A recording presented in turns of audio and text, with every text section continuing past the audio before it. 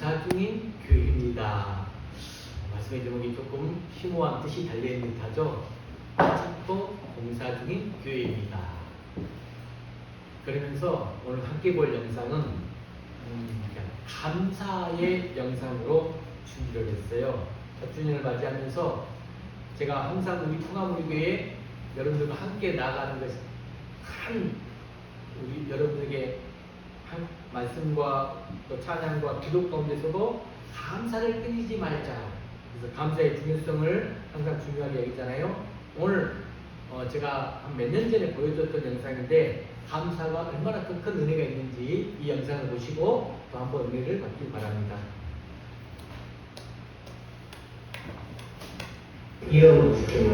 서울의 한 작은 신문사. 올해로 입사 7년 차인 유진희 씨는 얼굴에 늘 미소가 넘치는데요.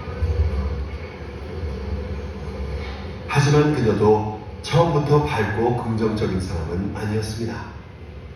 유진희 씨를 변화시킨 건 바로 감사일기. 점심 식사 후에 커피를 이제 마셨는데 커피를 마실 시간이 있고 또 커피를 마실 시간이 있어서 이런 내용인데 강의를 들었어요. 저도 하루에 100가지씩 감사한 거를 열심히 이렇게 쓰면서 감사가 습관화되면 삶이 달라질 수 있다. 그래서 달라진다는 의미가 뭔지 너무 궁금해가지고 쓰게 됐어요. 그렇게 우연히 시작해 지난 6년간 써온 감사일기가 어느새 수십 권에 달하는데요. 일상의 모든 일들에 감사하면서 유진희 씨의 삶은 많은 변화가 생겼다고 합니다. 무엇보다 기쁘고 다행스러운 일은 늘 평행선을 달리며 살아오는 같았던 엄마와의 관계가 회복됐다는 것입니다. 그것도 없잖아. 서로 자기 주장이 너무 강하고 얘가 성격처럼 너무 똑같아요. 흙가락에 분명하고 실하고만 그 시시비가 가리져가고 그랬었었는데 그렇게 살아서 이제 뭐 할래 이렇게 되니까 저는 또 엄마는 뭐 그렇게 살아서 지금 이렇게 사냐 이런 저도 심한 얘기를 하게 되는 거죠. 그러니까 서로의 삶을 부정하는 얘기들을 하다 보니까 그게 상처가 되고 갈등이 되고 이제 했던 것 같아요. 갈등의 모녀 관계로 살아가던 어느 날 갑작스레 엄마에겐 암까지 찾아왔는데요. 만성 골수성 백혈병으로 투병하면서 시한부 선고를 받은 것만도 2차례. 갑작스런 막 머리 통증이 오기 시작해가지고 그냥 쓰러져가지고 일어나지도 못하고 119에 몇 번을 실려가고 이제 3개월 남았다고 이제 교수님이 우리 식구들을 다 불러놓고 3개월 남았으니까 가족들 보고 싶은 사람들 다 불러주고 그렇게 하라고. 이게 저희 딸하고 제가 사이 안 좋을 때 우리 딸이 화요일에다가 백감사를 써서 줬어요. 그래서 이거 가보다 이렇게 갖고 있어요. 차라리 삶을 포기하고 싶을 정도로 고통스러워하던 엄마를 살린 건 딸이 진심을 담아보낸 감사 편지였습니다.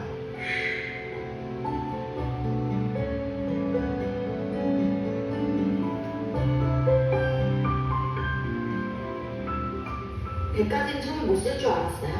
그냥 몇 개라도 시도는 해봐야겠다는 마음으로 쓰게 됐는데 쓰다 보니까 100가지보다 사실 더 많은 감사거리들입니다. 이거는 딸한테 쓴 건데요. 이런 딸의 변화를 지켜본 오수경 씨 역시 감사일기 쓰기에 동참하면서 두 사람은 이제 세상의 어떤 모녀보다도 살가운 사이가 됐습니다. 사랑하는 내 딸아, 더 많이 사랑해주지 못해 미안하구나. 더 많이 아껴주지 못해 미안하구나. 하지만 꼭 이것만은 기억해주렴. 넌 이 세상에 오직 하나뿐인 내 딸이라는 걸 사랑한다. 엄마가. 사실 어렸을 때 내가 너를 이만큼 사랑했다 이런 얘기를 잘 못 듣잖아요. 근데 살면서는 이제 더 많이 기억나는 게 엄마한테 혼난 것들 이런 것들 더 많이 기억하는데 그냥 이거를 보면 엄마가 나를 얼마나 사랑했는지, 그리고 나의 태어난 존재 자체로 얼마나 엄마에게 소중한 기쁨이었는지를 느낄 수 있는 것 같아요. 더욱 놀라운 점은 시한부 선고를 받을 정도로 좋지 않았던 건강이 몰라보게 회복된 것입니다.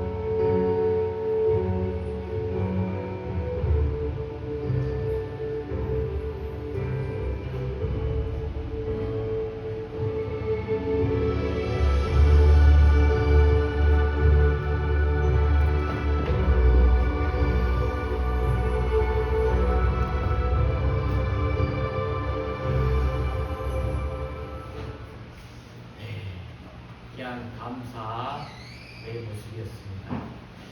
제가 오늘 말씀을 증거하기 전에 8주년 감사를 맞이해서 이 유담이 유소리 어디 갈까? 네, 우리 유담이 유소리가 8주년 축하 메시지를 이렇게 한번 보여주고 준비했던 찬양도 한번 해준다고 하거든요. 네, 우리 예쁜 주일학교는 유담이 유소리밖에 없는데 한번 마이크를 잡으시고 한번 준비해 주실까요? 이 아이들이 약간 쑥스러워서 앞에 나와서는 못 한대요. 그래서 같이 나올까? 그래, 연기해서 그래요. 마이크 잡고 축하 메시지 한번 읽어주세요. 준비를 했답니다. 부끄러움을 많이 타요, 우리 애들이. 앉아서 해도 되고,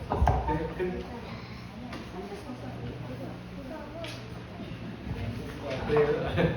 그냥 앉아서 읽어주라 하세요.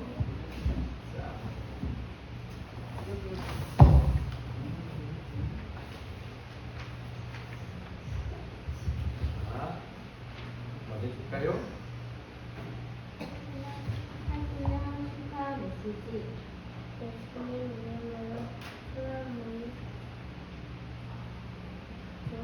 축하드리는 진심으로 축하드려요. 하나님께서는 한국과 교회를 차리는 날을 바라보고 계세요. 우리들이 성도의 일들에 살면서 그 받은 일을 잊지 않고 항상 감사하고 살아가시기를 매 순간마다 하나님께서 풍암 우리 교회 위에 함께 하시길 진심으로 기도드려요. 늘 성경 안에서 강건하고 승리하는 우리 교회가 되길 축복해요.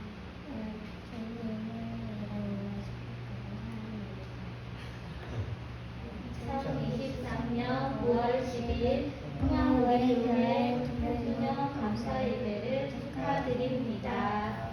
감사합니다. 찬양 또 들려주신대요. 같이 해볼까요? 들어주세요.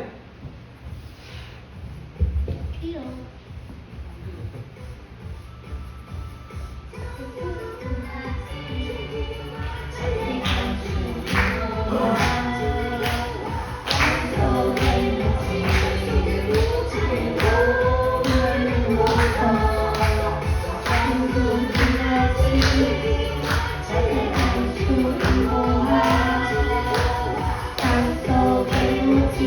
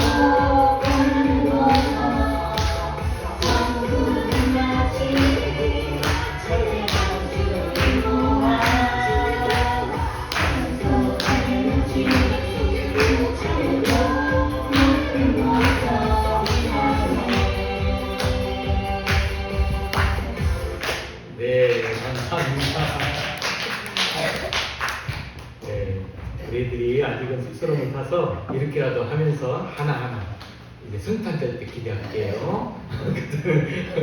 조금 더 멋지게 우리 목사님 성탄절 때도 잘 부탁드립니다. 자, 그래요. 너무나 잘했어요, 유담이 소리. 오늘 아까 이제 봤던 영상을 조금 소개하면 여러분들 어떤 느낌이 드셨어요? 감사는 뭐다? 연습이다 라고 했죠?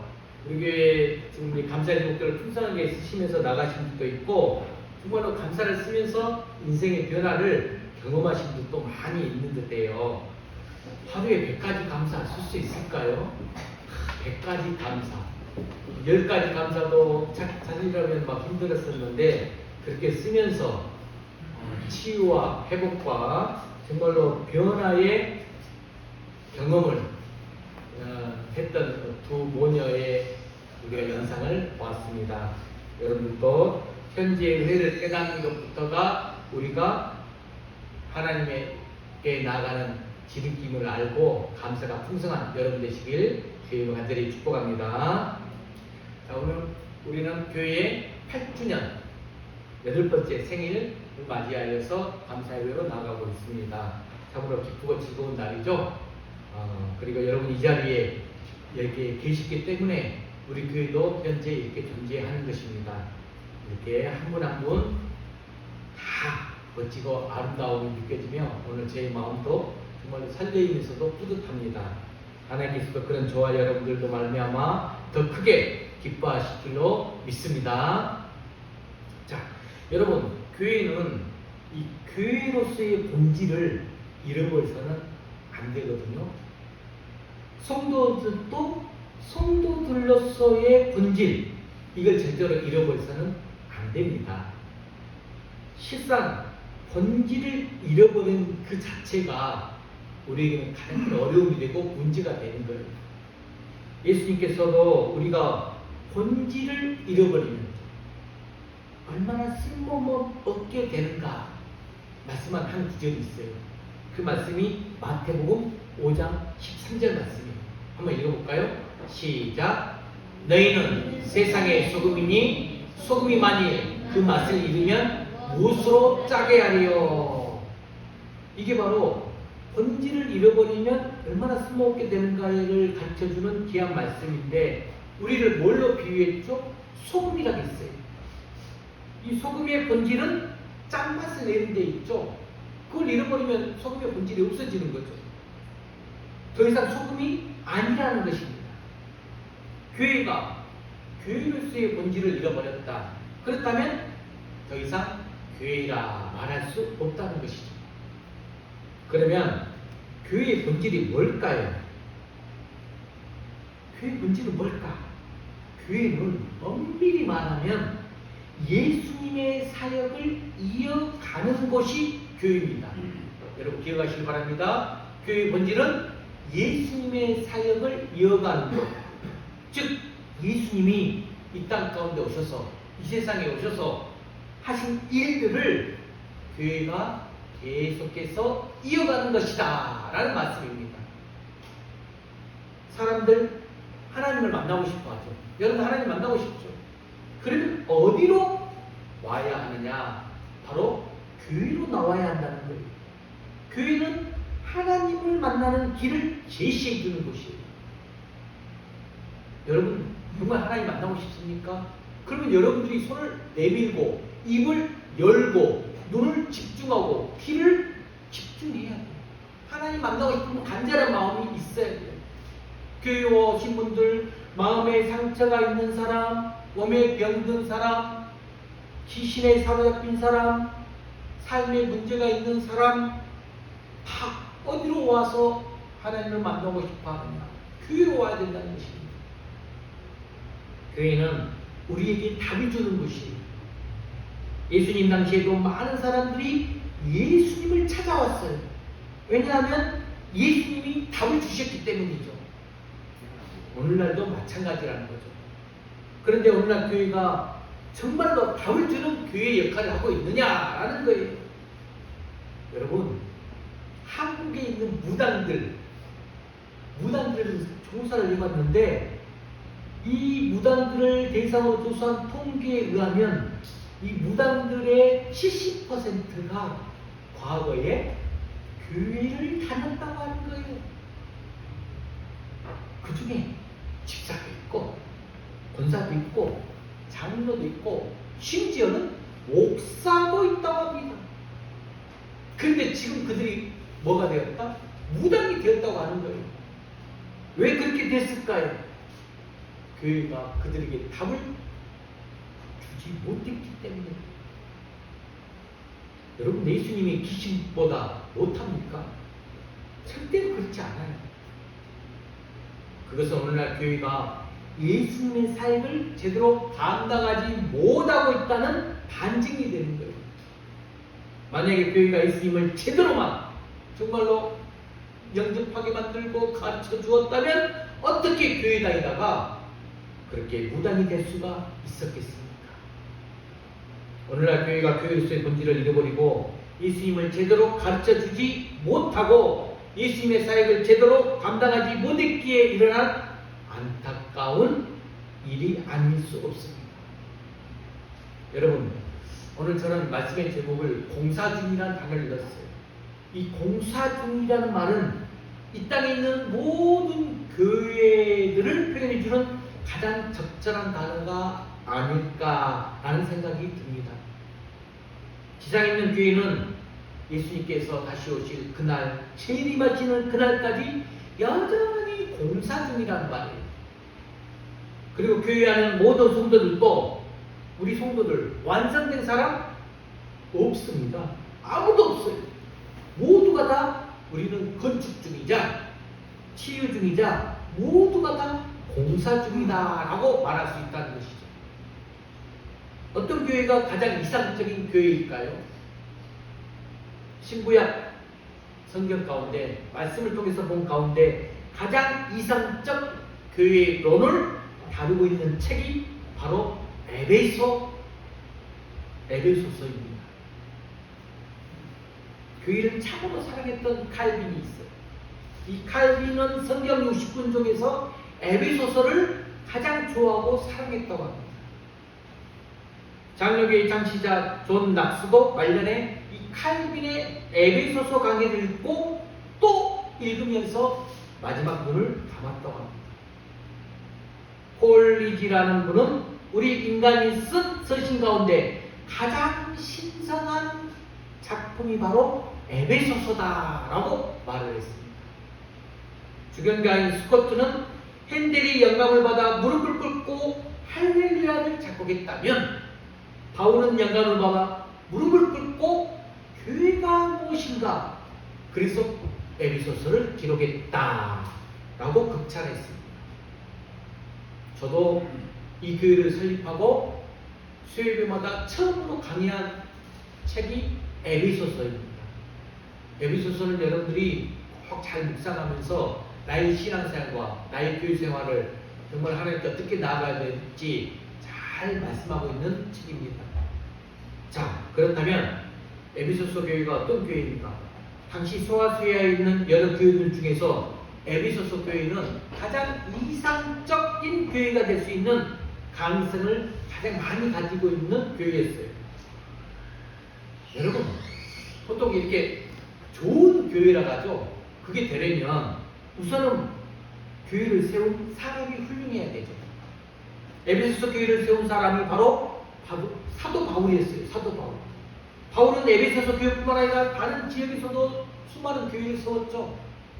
그런데 유독 에베소 교회만큼 이 교회를 세운 후에 3년 동안을 목회하면서 하나님 말씀을 정말로 열심히 가르쳤습니다.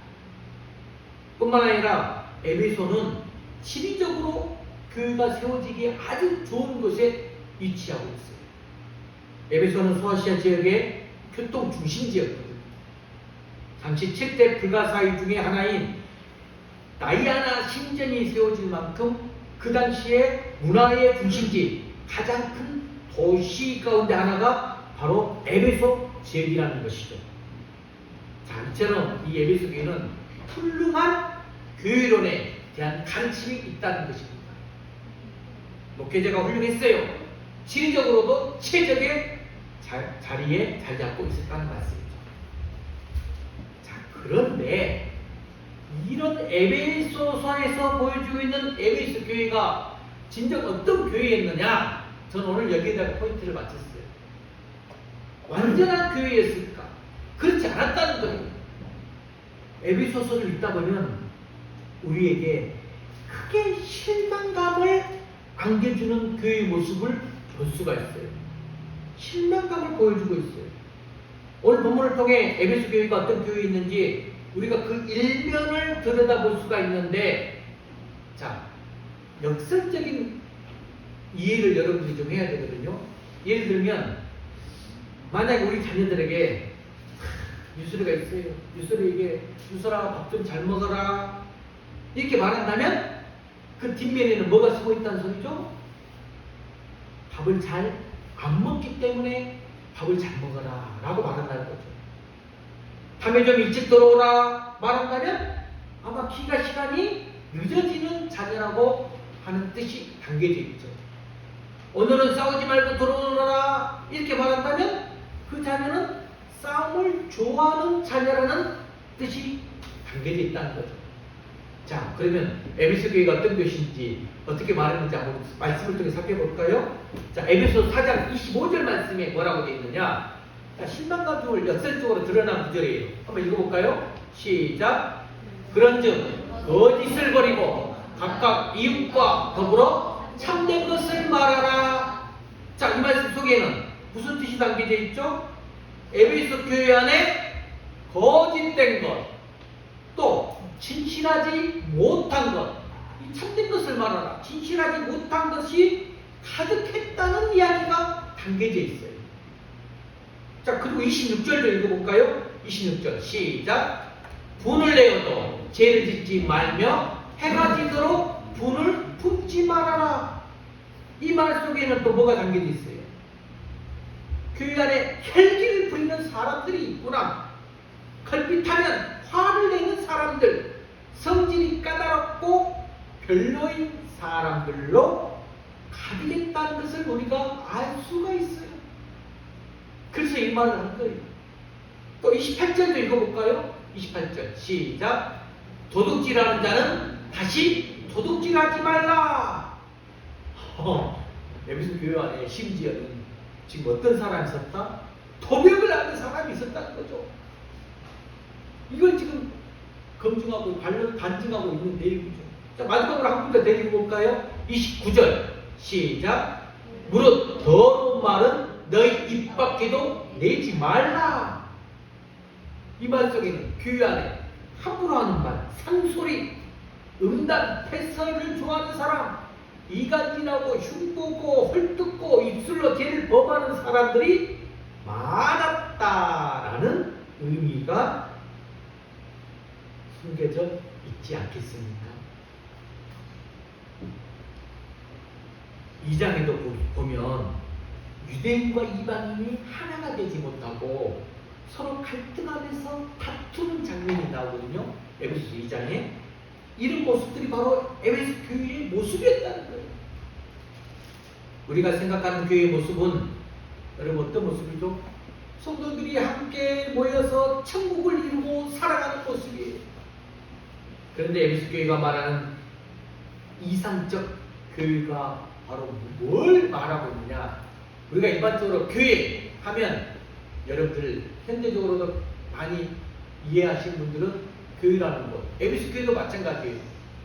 병원이었다는 거죠. 병원. 에베소 교회 안에 아픈 사람들이 참으로 많았다는 것입니다. 마음이 아픈 사람, 교만한 사람, 혈기를 부리는 사람, 거짓을 버리지 못한 사람, 입이 가벼워서 겉비다면 다른 사람에게 상처를 주는 사람들이 많이 있었다는 거예요. 그러므로 우리가 교회 안에서 그런 사람들 만나면 여러분 너무 놀랄 필요가 없어요. 내가 바로 그런 사람들 중에 한 사람이기 때문에 그래요. 내가 누구를 판단하고 비난할 자격 없습니다. 교회에 흠이 있다고 해서 마치 그 교회 전체가 타락한 것처럼 매도하고 폄하해서는 안 안 된다는 말씀입니다.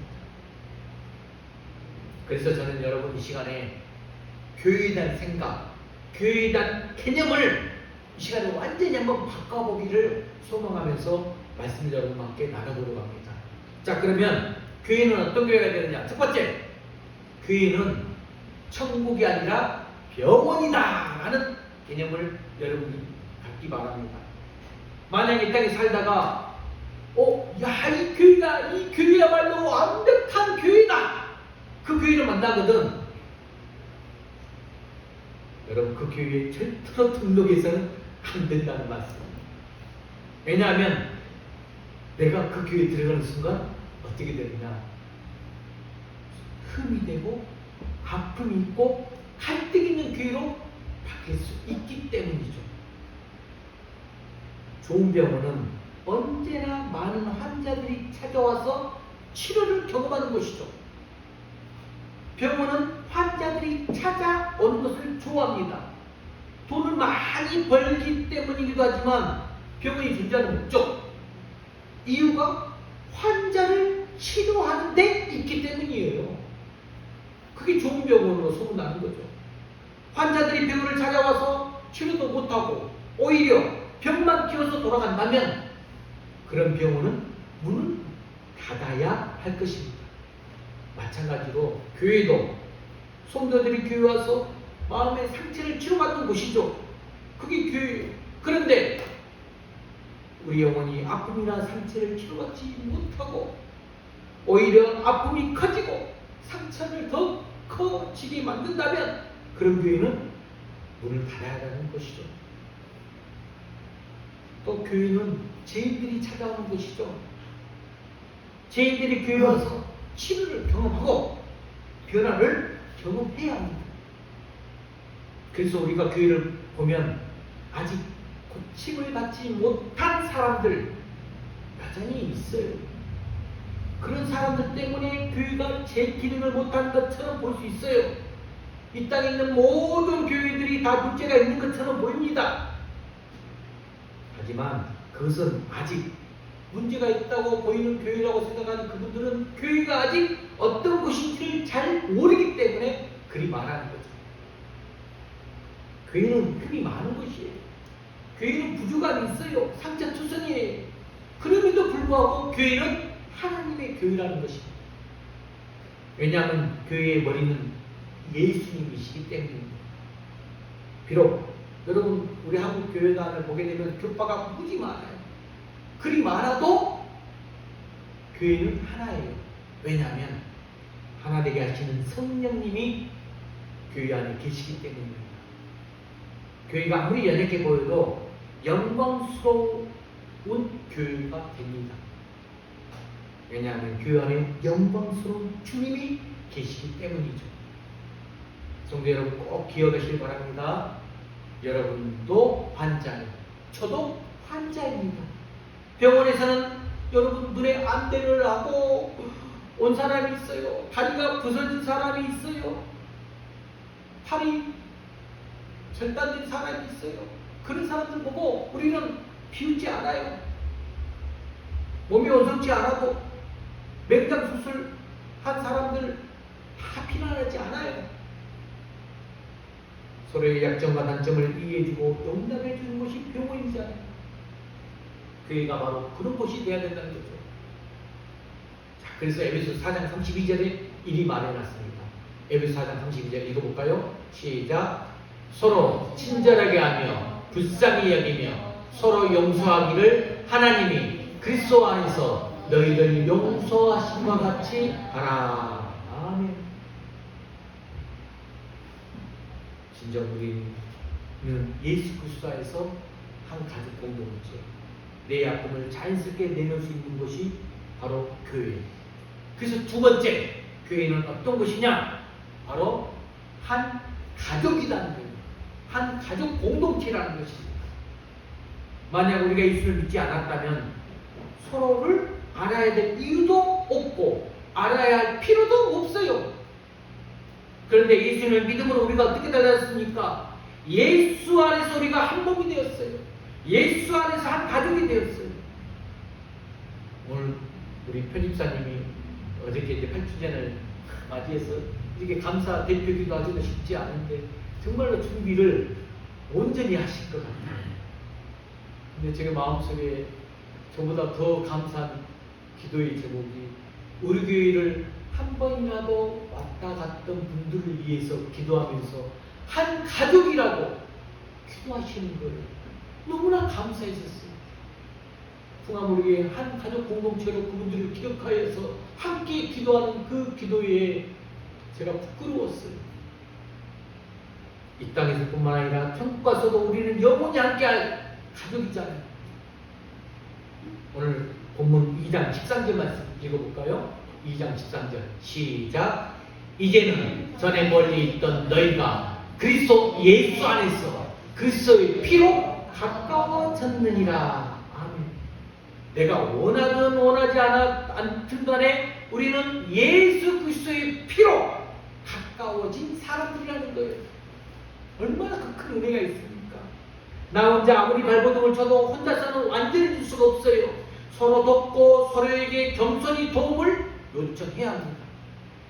서로를 세워주고 붙들어줄 때에 우리 모두가 하나님의 나라를 경험할 수 있습니다. 여러분, 가끔 보면 교회를 극장이다 라고 하는 사람들이 있어요. 극장에서 영화를 보듯이 옆 사람들에게 신경 쓸 필요도 없이 그냥 예배나 설교를 통해서 나 혼자 은혜 받고 나 혼자 감동받으면 된다 이렇게 생각하는 사람도 있어요. 물론 그것도 중요하겠지만 여러분, 나 혼자만의 은혜와 감동 그것으로 끝나버린다면 그것은 참으로 무책임한 행동이 되어버리고 만다는 것입니다. 그래서 코로나 3년을 견디면서 비대면 예배를 드리는데 확실히 그때 드러나요. 교회는 함께 모여 가족 공동체로 예배를 드려야 믿음의 성장했는데 얼마나 코로나를 보내면서 하나님 앞에 믿음이 연단 가운데서 드러난지 여러분 알 수가 있었어요.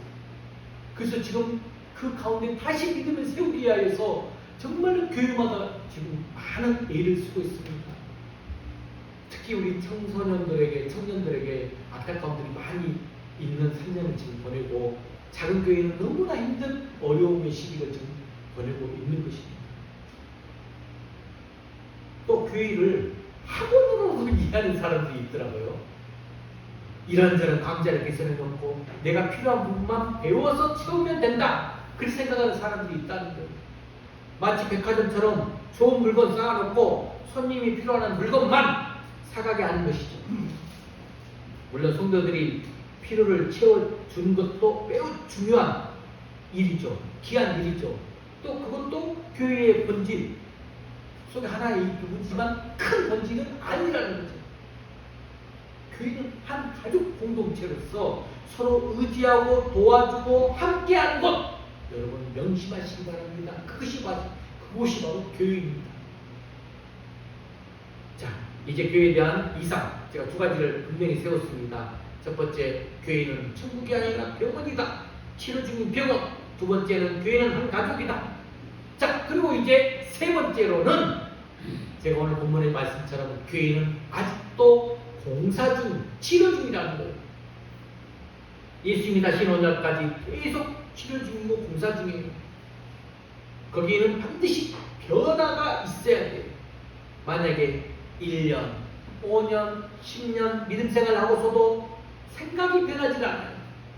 옛날의 습관, 사고방식, 가치관을 그대로 가지고 있다면 여러분들 자신의 신앙생활이 지금까지 잘못했기 때문입니다. 교회는 아직 치료 중인 병원이에요. 완전히 치료된 사람 아무도 없어요. 계속 치료받는 것이 교회예요. 그러면서 계속 성장해가는 것이 교회예요. 성장은 하나님의 뜻입니다. 이것도 명심하셔야 돼요. 그리고 우리가 건강하면 교회는 저절로 성장하게 되어 있어요. 내 자신이 건강하게 되면 교회도 성장하게 되어 있어요. 교회는 계속 커져야 하고 또 한편으로는 계속 작아져야 한다. 일이 말한 사람이 닉 워렌 목사님이신데, 교회는 반드시 성장해야 되지만 또 반면에 작은 모임 안에서도 가능한 일들이 계속 이루어진다는 거예요. 그래서 큰 교회에 하는 역할도 있지만 작은 교회에 하는 역할도 있어요. 성도 여러분, 교회를 완전한 곳으로 이해하지 마세요. 아직도 열심히 공사 중인 곳이 교회라는 거예요.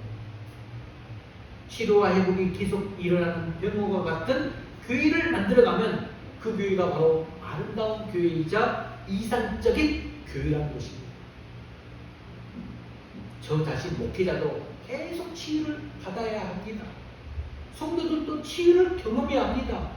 나의 치부를 드러내고 내가 내 치부가 있어요. 그래도 부끄럽지 않는 가족과 같은 공동체를 만들어가야 된다는 말씀입니다. 저는 우리 풍화무리교회가 그런 교회가 되기를 간절히 소망하고 있어요. 자, 그래서 오늘 본문에 21절, 22절에 이리 말을 했어요. 자, 오늘 21절, 22절 한번 크게 한번 선포합시다. 시작. 그의 안에서 건물마다 서로 연결하여 주 안에서 성전이 되어가고 너희도 성령 안에서 하나님이 거하신 초소가 되기 위하여 그리스도 예수 안에서 함께 지어져 가느니라. 아멘. 여러분의 아픔이 저의 아픔이 되고 저의 아픔이 여러분의 아픔이 되어 모든 것을 함께하는 교회가 아름다운 공동체의 모습입니다. 하나님께서 우리가 그런 교회를 함께 만들어가기를 원하신다는 말씀입니다. 풍화무리교회를 그리 만들고 계세요. 우리 교회도 아직 공사 중이에요. 아직도 멀었어요. 저 자신도 아직 공사 중이고 성도 여러분들도 아직 공사 중입니다. 저에게는 여러분이 필요하고 여러분은 제가 필요합니다. 이처럼 하나님이 기뻐하시는 아름다운 교회를 저와 여러분이 협력해서 잘 세워갈 수 있기를 주의로 간절히 축복합니다. 주 안에서 사랑하는 여러분, 말씀을 마무리하면서 우리 교회가 8주년 창립되는 오늘입니다. 10년이면 강산도 변한다고 하잖아요. 지난 8년 동안 우리 교회에 참 많은 일들이 있었어요. 또 그동안 많은 변화들이 거듭해 왔습니다. 힘든 일도 많았지만 개인적으로 기쁘고 좋은 일도 많았어요. 우리가 지난 8년 동안 뒤돌아보면서 어제 정말 참 오래간만에 개인적으로 저 혼자서 교회를 청소를 했거든요. 건담을 하고 만지면서 청소를 하는데 아래 1, 2층을 혼자 다 했어요. 마음이 좀 여러 가지로 드는 감정들이 많았습니다. 그래서 저녁에 말씀을 준비하면서 정말 하나님께 감사할 부분, 부족했던 부분들 하나님께 죄송하게 생각하면서 보내는 시간을 가졌습니다. 여러분, 우리 교회가 8주년을 보내면서 다시 생각해야 될 것이 뭐냐? 제가 여러분한테 마지막으로 하고 싶은 말, 교회의 소유권에 대해서 네 번째, 교회는 하나님이 세운다. 하나님이 세웠다. 이 말씀을 하고 싶거든요. 교회의 주인이 누구냐 하는 것이죠. 하나님께서 친히 세우신 교회라는 것. 물론 지금도 완성의 단계는 아니에요. 아직도 공사 중이에요. 하지만 저는 분명히 믿습니다. 이 풍화무리교회에 하나님이 작정하고 이곳에 세운 하나님의 깊은 뜻이 있고 여전히 일하시고 계시는 주님 앞에서 우리 교회가 반석위에 제대로 서 있는가 우리는 우리 스스로가 물으면서 나아가면 됩니다. 그래도 너무나 감사한 것은 이기주의와 편의주의가 지배하는 세상에서 진정 교회의 주인이 누구인지를 알게 해주셨다는 것이죠. 저 개인적으로 정말 내가 가지고 있는 지식과 연륜과 경험을 통하여서 교회를 세워보려고 했어요. 이걸 하나님이 깨닫게 하시는데 저를 몇 년 걸리게 하신 거예요. 하나님이 하시는 거예요. 어떤 상황에서도 우리가 정말로 하나님께 주권을 맡기고 하나님께 예배하는 것, 이것을 제 스스로에게 부어주신 은혜가 너무나 감사했었습니다. 무엇이 하나님을 기쁘시게 하는 은혜입니까요? 정말 하나님은 과거에 그 두 맷돌을 귀하게 여기신 그 하나님 앞에 내 믿음을 확실하게 내어드리는 것, 이 모습 자체가 하나님이 기뻐하시는 모습입니다. 아마 어려운 때에도 하나님의 축복을 경험하신 분들 우리 교회에 많이 계십니다. 하지만 내가 하나님께 받은 축복을 이제는 다른 사람에게 흘려보내야 될 때입니다. 그래야 하늘의 상급이 큽니다.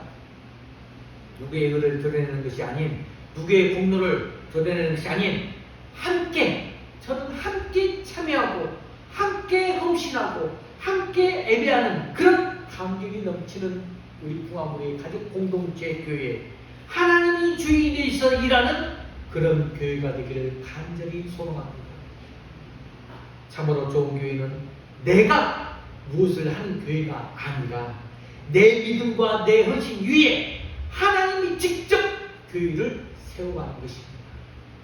우리가 사명을 다 감당하는 순간까지 하나님께 나 자신은 사용되어지는 그 모습 가운데 그런 교회가 되기를 기대하면서 정말로 좋은 교회로서 주는 그리스도시요 살아계신 하나님의 아들이십니다. 나는 신앙 고백이에 멋지고 아름다운 교회를 함께 세워가는 우리 부가부르교의 모든 성도가 되시길 주님으로 간절히 축원합니다. 여러분 앞에 보이시죠? 풍화무르기의 비전. PPT도 내가 준비했는데 제가 이 풍화무르기 8년 전에 세우면서 8년 전에 붙인 지금 프랑카드입니다.